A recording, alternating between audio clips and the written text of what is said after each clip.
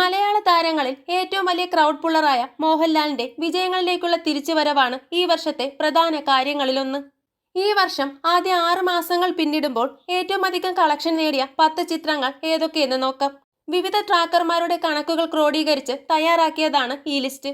മലയാളത്തിന്റെ 2025 ആദ്യ പകുതിയിലെ ടോപ്പ് 10 ലിസ്റ്റിൽ പ്രധാന താരങ്ങളിൽ മിക്കവരും ഇടം പിടിച്ചിട്ടുണ്ട് എന്നതാണ് പ്രത്യേകത. 2 ചിത്രങ്ങളുമായി മോഹൻലാൽ മുന്നിൽ നിൽക്കുമ്പോൾ മമ്മൂട്ടി, ദിലീപ്, ടൊവിനോ, നസ്ലിൻ, ആസിഫ് അലി, കുഞ്ചാക്കോ ബോബൻ, ബേസിൽ ജോസഫ് എന്നിവരൊക്കെയുണ്ട്. 2025 ആദ്യ പകുതിയിൽ ഏറ്റവും കളക്ഷൻ നേടിയ 10 മലയാള സിനിമകൾ ഏതൊക്കെയെന്ന് നോക്കാം. 1. എമ്പുരാൻ 266 കോടി 81 ലക്ഷം.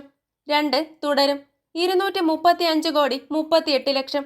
3. ആലപ്പുഴ ജിംഖാന 70 കോടി 60 ലക്ഷം. 4. രേഖാചിത്രം 56 കോടി 75 ലക്ഷം. 5. ഓഫീസർ ഓൺ ഡ്യൂട്ടി 54 കോടി 1 ലക്ഷം. 6. നരിവേട്ട 29 കോടി 27 ലക്ഷം. 7. ബസൂക്ക 27 കോടി 2 ലക്ഷം.